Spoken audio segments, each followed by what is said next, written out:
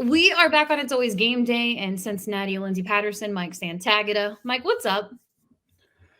Ugh, nothing. I'm having some people over on Saturday, little barbecue in my place, and most of my time spent the week is cleaning. I get it. I get it. Summertime hangouts, and we're just waiting for training camp right now. We really are Mhm. just waiting for training camp. But I will say this off season or in between summer break, I feel like it is actually flying by a little bit for the Bengals. Yeah, I'd say so. Somebody told me 2 weeks until training camp, and my immediate reaction was, "No way." I was like, "Nah, crap." Yeah. It's flying by, which is great for content and getting stuff and not being in this dead period as long as we are, but not as great for. Ooh, I was hoping to. I just feel like this at the end of the summer is coming. My favorite season. Hot controversial take. I cannot believe your ranking. I'm just here to say spring at number 2 is wild to me. Over fall. Well, okay. Well, two things. One, it ends the seasonal affective problem I have with winter. I get that warmth, and I don't really get sad or all of that in the winter, but I do just feel like, bleh. And then that first day that's like 75 is so nice. I could definitely see the argument for fall higher. I think spring, fall, same tier. Honestly, tier breaker, my birthday's in spring. That okay, then that's the reason spring moved up because me personally, I'm an August birthday, so I should love summer. It should be number one. But here's the thing about August: it falls so close to fall. It's It's right just near fall. it's right there. So I'm more of a fall girl. I think football is the best time of year. I saw a TikTok the other day, and it had the Fox intro to the NFL, and it just made me think, oh, October weather, those Sunday games, NFL is on. Maybe the Bengals are on the road and you're watching football. So I'm a fall girl, and yeah, really surprised with your rankings. And summer's fine. Look, summer's number one. That's the only time people want to be outside that much, you know? It's 90 degrees today. I Okay, go I get don't ice cream. know. It's great. I'm recording a podcast. I'm recording a podcast in the AC. After, there's no other season that you can go at like 9 p.m. and get ice cream and it's okay. If I go out 9 p.m. in the fall and get ice cream, I'm like, why am I doing this? I'm cold. Here's the thing, Pendleton Parlor is right across the street, so maybe Oh, I'll head down there after we record mm-hmm. because now I need to go get ice cream. But yeah, that's your rankings right now, and that's fine. You know what? I love It the beats summer. the quarterback rankings right now because they're all over the place. I saw one right before we got on here, and I was like, you know what? This guy, it's actually a pretty good ranking. I think he had Patrick Mahomes first, Joe Burrow second, which is fine. Josh Allen third, Jalen Hurts four, and then you get Sure. the Justin Herberts and the Lamar Jacksons and everything like that. And I thought, you know what? All the rankings I see on this app every day when it comes to positional groups, I was okay with that. But that's where we're at right now, and we're just ready for training camp. As you mentioned, more content. The players are going to get there. I still feel I don't really think my thoughts have changed, but when it comes to contract extensions, I feel like it's going to be a training camp situation, at least with Joe Burrow. And speaking of Joe Burrow, we're going to get into our player profile with Lou Anarumo next, but with Joe, it's kind of a semi-normal. We're 2 weeks away from them reporting to training camp. Normal off season for him right now, and I think that's gonna be huge. It's been a pretty busy off season for the last 3 years for him. Yeah, I don't really want to talk too much about it because I feel like once we do, You're right. did the appendicitis hit yet? I feel like it You're was right. pretty late July that happened. Yep, let's don't talk about it. No normal. We're not talking about normal off seasons right now. We hope for the best when Joe Joe reports to training camp, and we'll get to all of what practice and training camp looks like when the Bengals report in a few weeks, which is really exciting, and I can't wait to see that offensively and defensively. Let's go to Lou Anarumo because we said during the summertime break we would do coordinators or even player profiles, and with Lou Anarumo, I think the fanfare and becoming a really one of the favorites, maybe the best defensive coordinator going into the season in the NFL. I think a lot of Bengals fans would say, hey, he was number one for them last year. But personally, he's one of the best in the league and he gets the best out of his players. So I'm going to go ahead and start with him as a player coach profile. And let's talk about what you want to break down with Lou. Honestly, I want to start with his start. I think he has one of the most interesting starts for an NFL head coach because there's not really much, if any, nepotism involved, which means he did not, you know, play or finish college or whatever and immediately make the NFL. So uh, where he comes from is from Staten Island and Wagner High School in Staten Island. He went to Wagner College, got a degree in special education, and then he's the running back coach for Wagner College. He started out actually as the head coach of the junior varsity at the high school and worked his way up to running back coach at Wagner. Then he went to Syracuse to be a GA.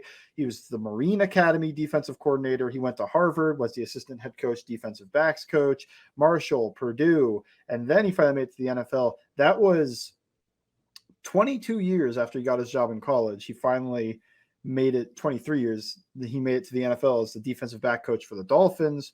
He had to be an interim defensive coordinator, then was defensive backs coach for the Giants, and then finally to Cincinnati. And I still remember nobody was happy with that one. They all, I can't remember who everybody wanted when he first got hired, but it was very much not him. It was, can't we get somebody with, more experience, which relative experience. This guy has coached at every level from JV to the NFL and has did it for 30 years by the time he got his job with the Bengals, which is why he's an older coordinator. He had to work his way up from nothing. And I think it shows at times, we talk about experience and how he may not have been experienced in the NFL when he got hired in to the Bengals. But he had so much experience at different levels. And I think that's what sometimes shows up with, he could just pull something. He doesn't have like a traditional, like, we run this system and that's all we do. It feels like he's done everything. So he could just pull something like when they went against the Titans in the 21 divisional round. He just pulls out the 6-1 tilt front, which Bill Belichick and Vic Fangio made popular a few years prior. But that very much felt to me like, yeah, he could just do that. He's got experience teaching all different levels. He's got experience coaching all different levels. And where his system and defensive mind comes from seems to be just so scattered and throughout there and varied. And I think that's something that I appreciate. I like that. I like that he worked his way up. He had all this experience at all these different levels where he probably picked a whole bunch of stuff up. I assume coaching Marine Academy and Harvard and all these other places, you're not seeing NFL offenses. So when you don't see a traditional pro spread, pass the ball 60% of the time offense, he knew what to do. And when you do see that, he also knew what to do, because in college and high school, there's teams that'll run the air raid and throw the ball 80% of the time. So where does that lend? 2021 AFC Championship game. Where is drop 8 super popular? College. Why? Because of the air raid and all the quick passing. So he was trying to get Mahomes to hold the ball a little bit. He's trying to also contain him within the pocket. I think it's not to say that's exactly where he got it from when he was coaching in college or coaching in high school. I just think all of that experience gives him the ability to make a switch, make a flip, do something to just throw an offense off its game, because he has the experience at all these different levels. And when I get asked often, like, what is Lou Anarumo's scheme? It's like, whatever. It's whatever whatever offense he wants to stop. He's a game plan coordinator. I think during the season, it's a little bit more rigid, of like, not fully rigid, but just like they do like to get into these odd fronts, which means nose tackle, DJ Reader, head up over the center. And then he's going to take away 2 gaps, and then you've got everybody else working around him in that 3-4. So they'll get into that 4-2 nickel. They'll get into a 3 or a 5-1 nickel. Already, this is more rigid, but that's like what they stick to. And it's already like 4 different fronts just at the start of trying to explain it. And the coverages, it just runs everything. It runs cover 2 at a higher rate than a lot of defensive coordinators, along with Steve Spagnuolo does that.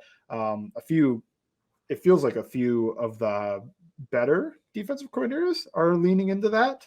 So I don't think that's a scheme thing, though. I think he likes it, but I don't think, if you asked him like, what's your scheme, and he wouldn't say Tampa 2 like he's Raheem Morris in the early 2000s, or Lovie Smith or somebody.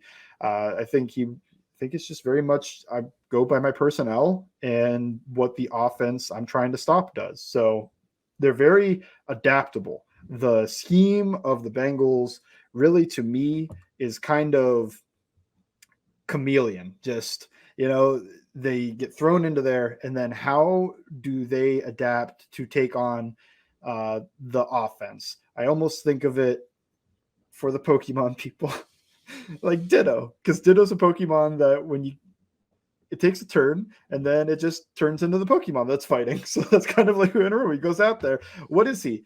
This week I'm Charizard. I don't know. I have no clue what you're talking about right now. Yeah, that's for Pokemon fans out there. That could be nobody that's Great. listening to this while it's live. Yeah. We're friends of the show, Pokemon. Pokemon, yeah.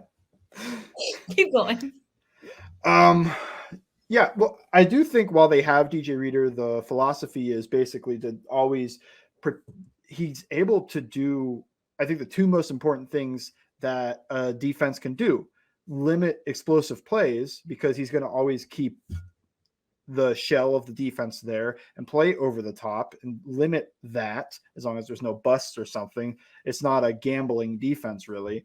But also, he limits efficiency both in the run and pass game, because, and this is why I do think DJ Reader is the most important player on the defense, because of Reader, because you don't need to commit stuff to the run game when you have Reader. So he's taking away two gaps. What does that do? Instead of putting a guy in that second gap, you can let that guy go back and limit the explosive plays. And Reader's so good that it limits the run game efficiency. So your early down efficiency works for the defense, that they're stopping that. And then they're also stopping the explosive plays. And then also keeping the offense off schedule. You don't want to let the offense get to 2nd and 4, 3rd and 1 type situations too often. And they do a good job of that. So I really like Lou Anarumo as a defensive coordinator. I think he's one of the best out there, if not the best, especially now that the last one got a job. Well, I guess the Eagles one did too. But the 49ers, I can't think of his name right. D'Amico Ryans got a job. So maybe he is the best defensive coordinator. It's him or Dan Quinn over the past couple of years. And I do think that the playoff performance from Lou Anarumo lends itself to maybe giving him a good argument, but I'm not here to rank defensive coordinators. I am here to wax poetically about Lou Anarumo and the scheme of the Cincinnati Bengals defense.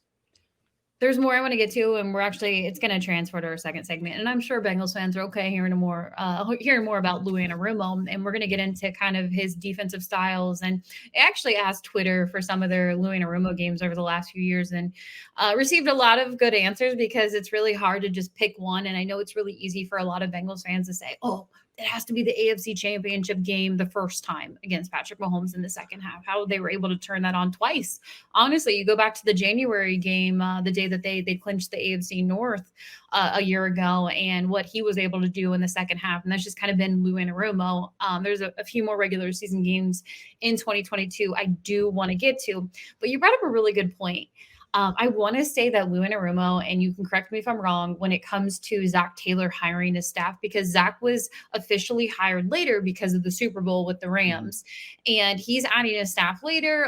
You're getting guys hired here and there while Zach is still in the playoffs. Zach is going to the Super Bowl, and then he's finally getting his staff together. And I want to say Lou is late March, and maybe the 6th or 7th pick for Zach Taylor when it comes to the defensive coordinator. But was Jack Del Rio one of the guys? That's who I thought it was. That's who I thought Bengals fans all wanted, was Jack Del Rio. And, well, he hasn't been a better defensive coordinator than Lou Anarumo over that time period.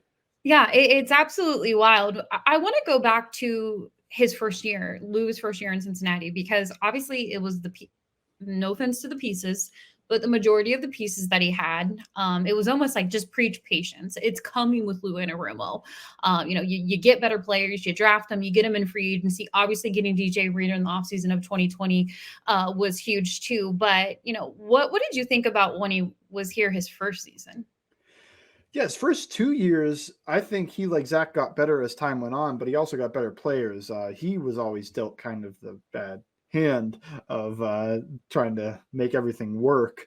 It felt to me like, I think what I talk about with the chameleon and everything about, adapting to the offense early on, did feel a little bit like, well, what's the identity of the defense? And now the identity is to match with the offense and whatnot. But when you don't have those players, what's your identity on defense?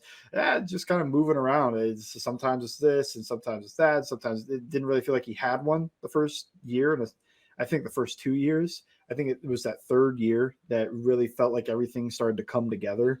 And credit to the Bengals front office for keeping him around, because it was, a very popular thing to think that he was gone after the second year, Joe Burrow's rookie year. So, yeah, I wasn't the biggest fan in his first year or really his second year, but early on in his third year, I remember, I think it was like week 3 or week 2, I wrote an article that was basically like, this defense is legit. Like this defense, they're not just a flash in the pan type thing. They're not just doing something that's kind of gimmicky. This is a legitimate defense. He got his guys and everything looks good. It looks better than I thought it was going to. All right, we're going to have more next when it comes to just looking over the last few seasons with Lou Anarumo, and it's absolutely wild to think that he's going to be back as the coordinator. I definitely think a lot of teams around the NFL when it comes to head coaching jobs really missed out on Lou. And that's a benefit for the Bengals because he's back. And that's absolutely huge on the defensive side of the ball. But we'll get to that next on It's Always Game Day in Cincinnati.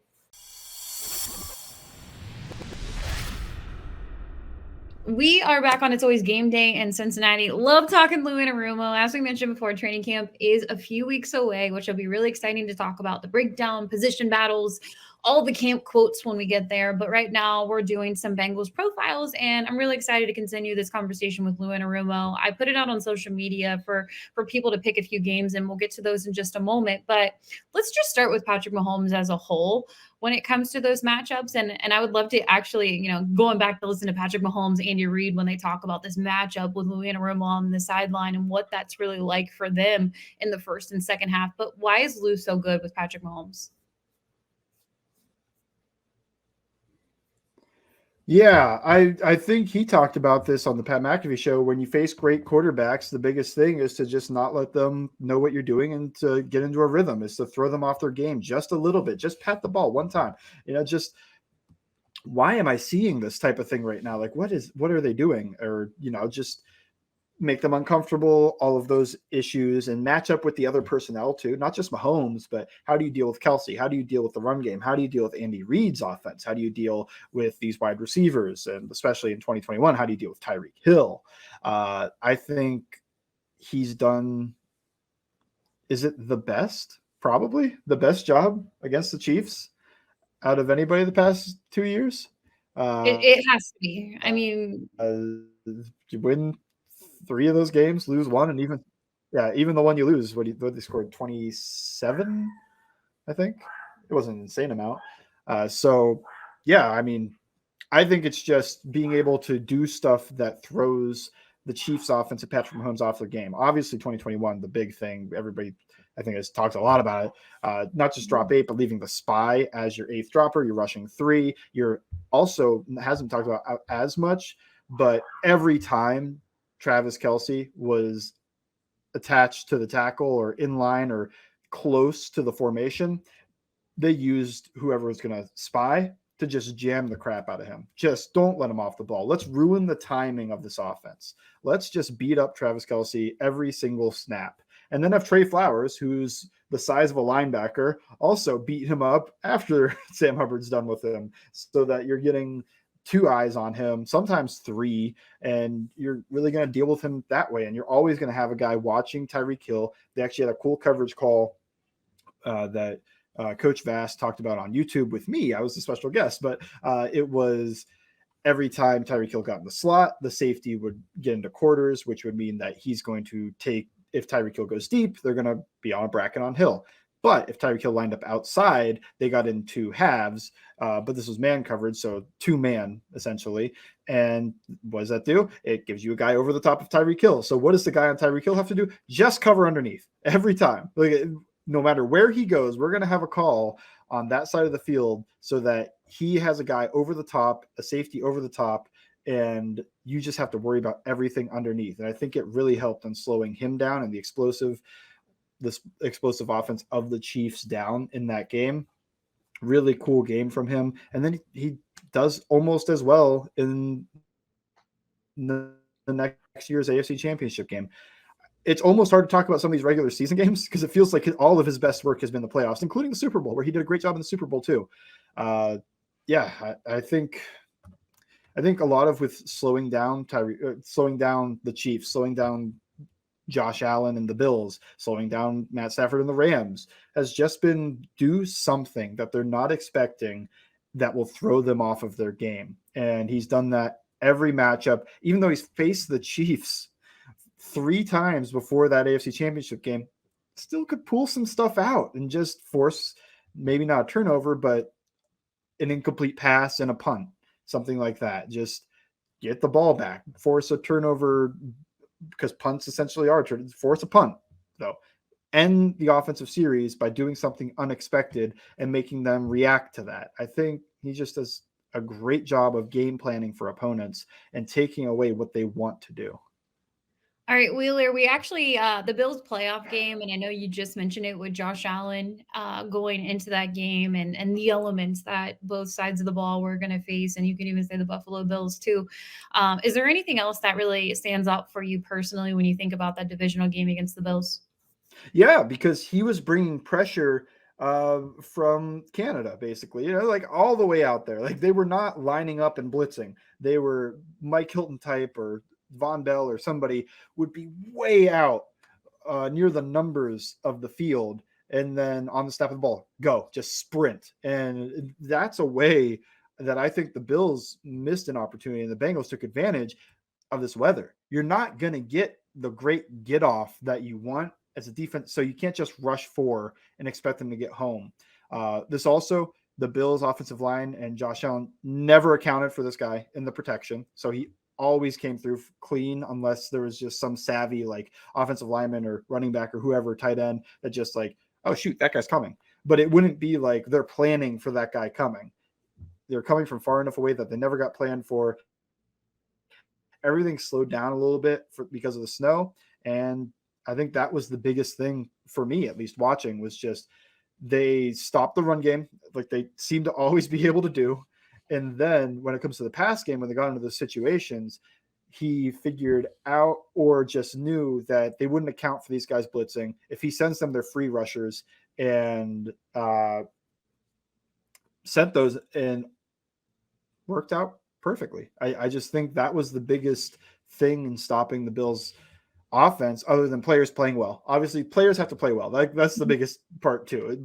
You could credit some of that to him, but Eli Apple and Cam Taylor-Britt doing a good job on Stephon Diggs, DJ Reader and the defensive line, slowing down the run game and not letting Josh Allen run around and make plays. I think that's all super important. But I think when it comes to the defensive coordinator schematic part of this, a lot of that came from sending pressure from very far away that they were not accounting for, and it was always getting home.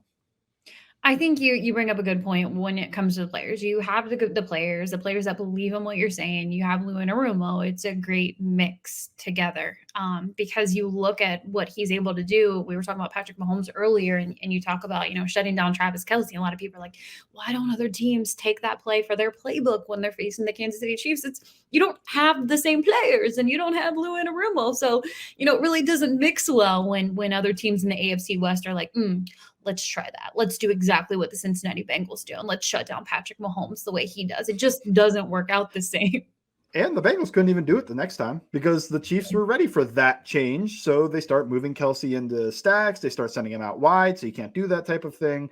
And also, the Chiefs and Bills, but I think it was mainly the Chiefs. I have to rewatch the game, but they kind of stole the Cincinnati game plan against the Bills in the regular season a little bit. They're like, that was a good idea to stop a mobile quarterback. Let's only rush 3. Let's have a guy spy. And when Josh Allen tries to run away, we'll go get him. And that was kind of what the Bengals did to Mahomes. So they took an element out of that. And I think the Bills did it a little bit too, just because why wouldn't you? This was the only way the Chiefs offense was stopped before. So they're going to try it on him in that game. And I think that was part of the interestingly low scoring in that Bills Chiefs regular season game.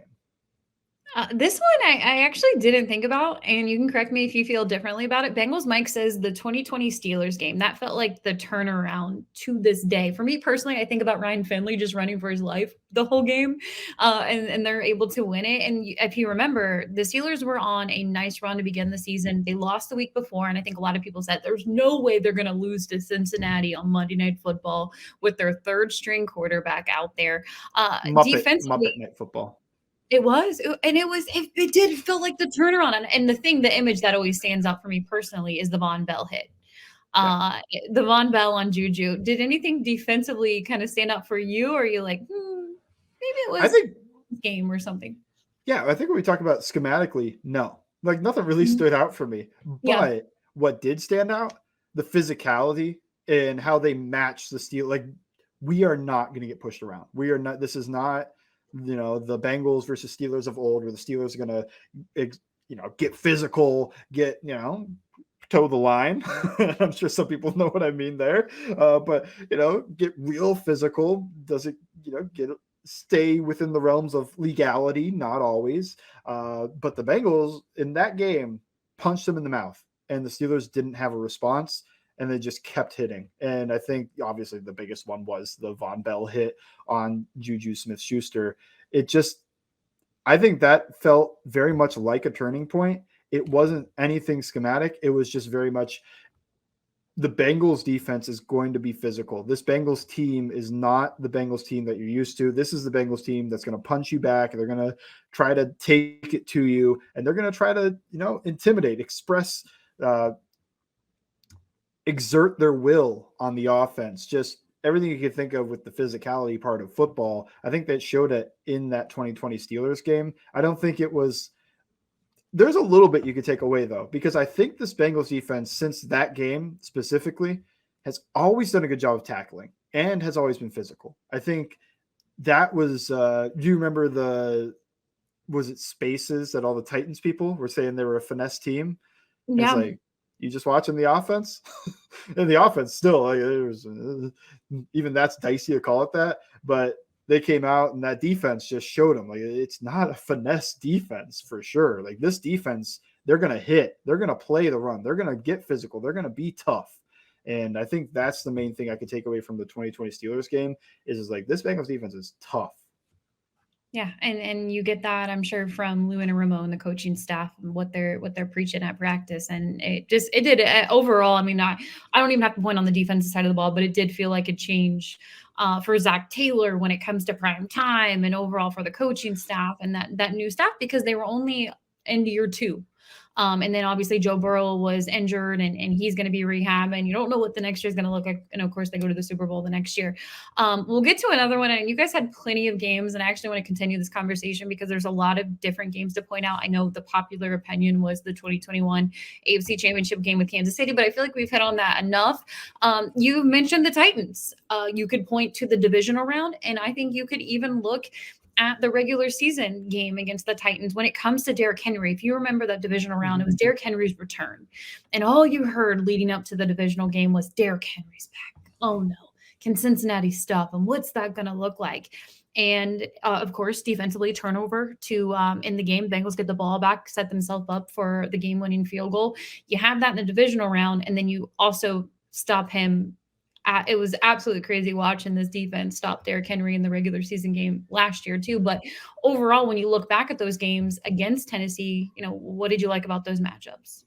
Like I mentioned, he changes the front and the entire identity of the defense just to play against Tennessee in that divisional game. I do think that in the regular season game, he didn't have to really sell out as hard because the Titans offensive line wasn't as good anymore. They lost Mhm. Taylor Lewan. They lost their right tackle. It was a hodgepodge of guys and they didn't have AJ Brown anymore either. So it was kind of like a not as good Titans team, but it was still, I think the one thing that I just mentioned was all the corners were still physical. All the corners could tackle Henry. Mike Hilton made like 3 stops on Derrick Henry in that game. The 5'9" guy just going in there and making stops against Derrick Henry. I don't know if not every defense has a Mike Hilton, and not every defense wants to use him against a team like the Titans. They might want to pull him out of there and put in a guy that's bigger. But I think both Hilton and Anarumo just do a good job of getting to play physically and make these stops. My favorite games, I think I've basically expressed it, is just the two-parter. Like it feels cheap to say both, but it's the Titans game, then the Chiefs game in the playoff run. I just think that everything he showed in the Titans game, all this fun stuff, all this crazy, exotic, different stuff he did in the Titans game to stop the run goes out the window. And now he's doing everything to stop the pass. It's just there's no that game. Those two games more than any are just like the craziest difference between two different games that you'll see. I think a lot of defensive coordinators, I feel like you could trace their roots and like, well, they come from this tree. Like Dan Quinn comes from a Pete Carroll tree, so he's going to do similar things to Pete Carroll. It's like the most similar defense that you could find to Lou Anarumo is like the Brent Venables Clemson defense or something. And that might not even be true. I don't know. I'm not a college expert, but it's just like that. It's not common to see that in the NFL, this type of defense go. I mean, maybe your closest is like what Mike Vrabel can sometimes do in the playoffs, but I think Lou Anarumo has done it to a better level. He made a Super Bowl doing it. Yeah, I want to get to 2 more games, and I promise Lou Anarumo. This is a Lou Anarumo pod, and I'm okay with it. I'm okay with it because, look, like I said before, we're on summer break right now for the Cincinnati Bengals. Training camp's going to happen in a couple weeks. But one of my favorite things about, and I don't know if we talk about it enough, and it's obviously offensive because I'm going to bring up Joe Burrow, but in that Titans divisional game from last year, if you remember Joe Burrow after they beat the Raiders in the first playoff game, he was pretty much like, it's all business, like whatever, goes in the locker room. Yeah, we did it. Cool. Let's move on to the next round. The Titans game after they won, the way he was so excited when they got off the field was like, okay, now we're here. And you know what? We might go to the Super Bowl. You get one big matchup with the Kansas City Chiefs the next week at Arrowhead. And that Titans game, I feel like we talked so much about the AFC Championship games and honestly back-to-back years with the Chiefs that it's easy to kind of forget what happened in the Titans game. But overall, just really impressed not only with Joe Burrow getting hit 9 times and getting right back up, but also with the defense of matchup with Lou Anarumo. But 2 more games, and then we're going to move on to a couple other things want to hit on in this podcast on It's Always Game Day in Cincinnati. We are back on It's Always Game Day in Cincinnati. Continuing the defensive conversation, our Bengals profile this week. We're moving over to the coaching side. Defensive coordinator Lou Anarumo. Good to have him back on the coaching staff. And honestly, good to have the whole coaching staff back going into the 2023 season. That's absolutely huge for Zach Taylor and his crew. I asked social media out on Twitter earlier in the week, and I said, hey, we're going to hit on Lou Anarumo. Do you have any games that kind of stand out that you really liked from Lou? Outside of the Kansas City games, the playoff games, some people said the Bucs game, the Tampa Bucs game, which I feel like it was a tale of 2 halves. And we saw that a lot going over the last 2 years, really. And honestly, even in the Kansas City games, did anything stand out for you in the second half of that going up against Tom Brady? They ran some funky pressures, and I think it was less attacking Tom Brady and more attacking that makeshift bad offensive line and just being able to get home with those. I don't think there was anything too crazy to take away from it. I'll be honest. I think it was some turnover luck, but also forcing the turnovers, which is also, it feels like an emphasis from Anarumo and the defensive staff with the way they scrape at the ball and do all that stuff. But I remember the main thing I took away defensively from that game was like, oh man, like that was a fun stunt. That was a fun, just small wrinkles in there, thrown in there. And he doesn't do it all the time. And I think it was a little bit to specifically attack. Look, this Bucs offensive line, they haven't worked together very often. They're not that great. Let's try to stress their communication and try to stress their ability as offensive linemen. When it comes to the Brady part of that, I just think Brady behind that offensive line, he didn't trust it too much. I think that was a lot of the issue, and you could see it in a few different games. But yeah, it was a great game. It's probably not in my top 3. It was one of the games that social media picked when it comes to the second half, and you feel like it was a little bit of luck on some of those turnovers. I think it's a Jermaine Pratt. I just think turnover luck is a phrase I would use because they are scraping at the ball the entire game, and it just so happened all of them happened in the second half type of deal. Yeah, I think a lot. It's crazy if you go back to that first half. A lot of people were like, everything was going wrong, and I think if you would have told me the final score, I'd have been like, nah, not this week. Just not going to happen for the Bengals. They're probably going to take the L. Everything was going wrong on both sides of the ball, and then they found a way to bounce back in the second half. Austin said the Patriots game. Man, I mean, like the main thing I think of with the Patriots game was the ending. And how they forced that fumble. First half. Think of the first half, and then also think about the first half. Yeah, it was a good first half, a good end. Again, another one didn't really it didn't stick too much out with me. It's hitting the same points though. They played physical. They tried to take away some of what the Patriots like to do when that comes to the run game and trying to stifle that a bit. I think they're fairly successful with that. And then the big one is, like we just mentioned with the Bucs, trying to force that turnover, get the ball out, force the fumble. And they did it at the most important time in that game because they forced the fumble on Ramondre Stevenson basically to end the game in the fourth quarter, last few minutes. I just want to know what Lou Anarumo told those guys. And I'm sure one of the defensive players, they said it, but it was just such a wild ending for them to, it felt like that game was 5 million years long because Joe Burrow went off on their defense in the first half and breaking all kinds of records versus Bill Belichick. In the second half, Joe Burrow had turnovers, but they weren't Joe's fault. I don't feel like they were. I feel like there was a little bit of miscommunication. And then I know Tyler Boyd was still semi-injured and he was out there playing. But overall, defensively, I just want to know what Lou Anarumo told those guys when they went back out there because it's absolutely crazy how things worked out. I definitely thought, I'm like, oh, there you go. Patriots going to win this game. They lost Lyle Collins due to an injury earlier in the game, and it just felt like it wasn't their week. So that win streak, I know we look back on 2021 a lot for this team and how special it was. I don't think I was able to appreciate the win streak the Cincinnati Bengals had going into last year and what they were able to do after that Monday Night Football game against the Cleveland Browns, honestly. And that can go for both sides of the ball. So did nobody mention 2021 Baltimore?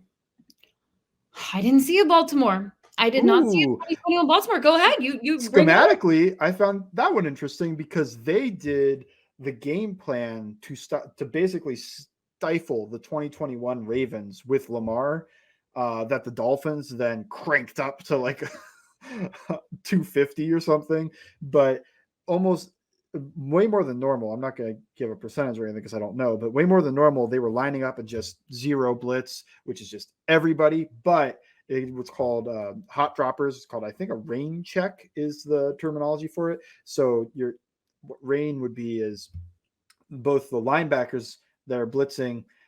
If the center comes to you, you hit him and then just drop back into coverage. And Lou Anarumo actually, that's been a part of his defense for a while. That's what Justin Fields threw that interception on in 2021. But basically occupy that guy and get back. And then if the center doesn't come to you, blitz, because you're either coming free or a running back's going to try to pick you up. And they did such a good job on the Ravens passing game in that game, where the Ravens offense, whether that's a Greg Roman, Lamar Jackson, or the center, they just had no answer for basically what Wink Martindale loves doing on the other side when he was the defensive coordinator there, and just send the house at them. And Aaron was a little bit more cautious with it because he drops guys out when they get picked up. But I thought that was one of the more interesting schematic ones because it was a game plan game. They're not going to use that against everybody. It was specifically like, this is how we're going to stop the Ravens this week. Like, I think going into that game, I believe the first 2021 Ravens game, I think that was in Baltimore. Could be wrong. Okay. And they were favorites. They were pretty good favorites. Yeah. So this was basically, looking back, it's funny to think that, but they were the underdogs. This was punching up, trying to take down who was the king of the North at the time. I think if you asked anybody before the 2021 season, it was like, who's going to win the division? I think everybody would kind of go like, probably Baltimore. Certainly wasn't the Bengals at the time. I think their win total in Vegas preseason was probably like 4.5 or like, It really was. I mean, maybe 5, but yeah. they definitely, a lot of people are like down on Cincinnati going into the season. But yeah, they did all those blitzes and dropping that guy out in the middle when they got matched. And then the Dolphins cranked that up to 11 on Thursday Night Football the next week. And it felt like everybody wrote about it. And it's not to say that the Dolphins didn't deserve credit, because they did, because they took the idea and they said, hey, let's just do that on steroids. Let's go crazy with it. I forgot all about him. Every snap was basically Brian Flores sending the house, and Baltimore had no answer. But it was shown in the past week by the Bengals just like lining up, doing that same exact type of blitz, and Baltimore having no answer then. It was just Brian Flores went crazy with it and deserved credit. I think he deserved a lot of credit for going to that. But I just think Lou Anarumo deserved his own little credit too for being the one to figure out like, hey, that's how you stop this Ravens offense. I know everybody is scared that if you send the house, Lamar Jackson's going to make one guy miss and go for a touchdown. Just play contain, send the blitz. Somebody's coming free. They don't block it right. That's wild. It feels like years ago when that Thursday Night Football game happened with the Dolphins and the Ravens. But yeah, no, that's a really good game to think about. And honestly, you could probably go back to one of the Steelers matchups too in 2021. When you think about Lou Anarumo, I mean, there's so many games, honestly, but I know that the top of everyone's list is always going to be the playoff games or the big matchups with, the highest AFC contenders. You look at the Bills, you look at Kansas City. I know we pointed out Titans, but is there anything else? Because we talked Lou Anarumo for almost 45 minutes. I think that's it. Are you Lou Anarumo'd out? We got it. I think I've hit everything I wanted to hit. I will say, I do think the regular season game I would go to would be that Ravens one that nobody mentioned. Like that is the game, just because when I think of him, I think of him as a game plan guy. And that was specifically a game plan to stop that offense. All right. Well, we heard it here first. The Ravens game, Twitter. A little disappointed you didn't mention that, but yeah, that's everything. Lou Anarumo. I think we're good on the defensive side of the ball. I mean, we hit on a couple of player profiles, and maybe next week we'll do a little offensive coordinator. And it doesn't feel right to just do Brian Callahan because you have Zach Taylor, you get pitcher, you get Joe Burrow. So maybe it's going to be a mixture of the offensive play callers as a whole. And we'll do that on next week's podcast, because then after that, we're about a week out from training camp, and I can't wait to talk about real life training camp and everything that'll happen there. But one thing I do want to mention before we wrap up, Kevin Huber, he called it a career, and I was a little sad, and maybe things will change, that maybe they bring Kevin back and he'll be an assistant on special teams and he can help with the punters because he's been around the Cincinnati Bengals forever. Anything to say about Kevin Huber as he's calling it a career? No, not really. I mean, I do. Okay. Yeah. How many games has he played? I think he's close to the Bengals record, right? I thought he had the Bengals record. He might have it. I can't remember. Yeah, because Clark Harris was going to have it, but then he had the injury. So then Kevin, who's been there almost as long as Clark has, and basically took it this year, I think. I hope we're not wrong on that. Yeah, I thought he might have had it, so I brought it up. But so many games played. I mean, he's been the punter, was it since 2009? 216 games for Kevin Huber. 216. That is a lot. How many has Clark Harris played? He has the record. He has the record. Okay. I was about to say, I'm pretty sure that's the record, but I wanted to make sure. Yeah. So most games played ever for a Bengal. I think that is worth recognizing. I think it's worth recognizing being a punter and having the job that long. I don't think that too many punters have that type of longevity with the same team. You see him move around a lot. Credit to both of those things. I think he's always been a great holder, been a part of a good special teams basically his entire time here. And I do want to say it was 2009, I think, when he started. I'm not 100% sure on that. It might have been, I think it was 2009. I'm not 100% sure. But anyway, I don't know why I'm stuck on that. But great career. I think the biggest highlight was obviously he didn't even get the punt off, but when he went behind the back during the middle of the punt and made the guy miss, was that a preseason game? That was awesome. That was so cool. Nothing has mattered since the nothing matters in that play after he makes the guy miss and goes behind his back with the ball because it's super cool. And then what happened after?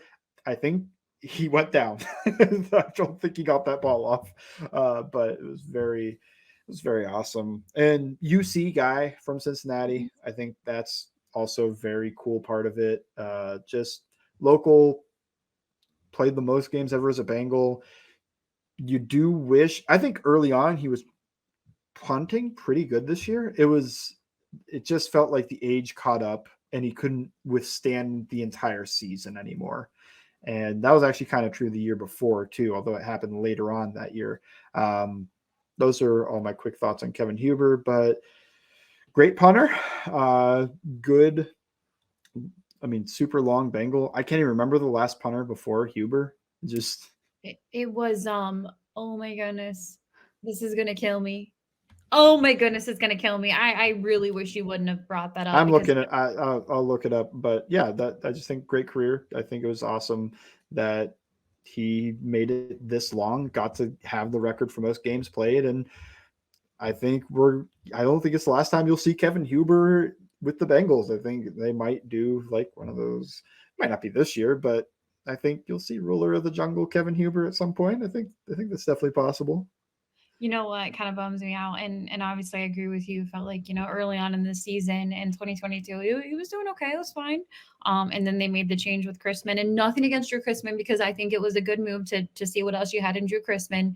But at the same time, I don't know if Kevin Huber would have kicked the ball right to the returner in the AFC Championship game. It was yeah, but to Christmas credit, he had a good divisional game in the snow before that. So, let's give him his You're right. flowers too. You're And right. Kyle Larson. Kyle Larson was the one before Kevin Huber. Okay. All right. Well, good on Kevin. I know he did. The Bengals had a really good social media post about him and just kind of a recap of his career. Kevin even mentioned when he announced his retirement last week that he'll be cheering on the Bengals in the stadium. So I would love to. I think he'd be a great one to bring back and maybe add to the special teams with Darren Simmons. And I know when you see that Brad Robbins. He tweeted out something. Drew Chrisman tweeted out something about Kevin Huber. You can tell the impact right away that Kevin had on him, and Brad is still new on the club, and I just thought that was really telling. And best wishes to Kevin Huber. But that is a wrap. This was very defense heavy. I promise we're going to focus on offense. Get to a lot of Joe Burrow stuff before they head to training camp in a few weeks. You're going to have everything covered when we get closer to training camp, maybe over on All Bengals. We'll see when I pick it up. We'll see. You know what? That's why you have to listen to the very. I don't. I just. Yeah. I don't know. I don't blame you. really. Yeah. James goes to the training camp. I don't really cover anything training camp. Like I'm watching from home or something. I don't know. I already said to you, we need to maybe the Tuesday before they report. I think they report on a Wednesday, and correct me if I'm wrong, but they'll go in and do their physicals and all the things. But we are going to, on our Tuesday podcast, and maybe we'll ask you on social media, everything we're going to hear in that first week when it comes to players reporting to training camp. We want to hear it all. So we'll guess. We'll see what's going on there. We may have a special guest for next week's episode. I'm really excited about that, but you have to listen. Stay tuned. As always, you can follow Bengals_Sands. You can follow me at LNDS Patterson. And thank you for listening to It's Always Game Day in Cincinnati.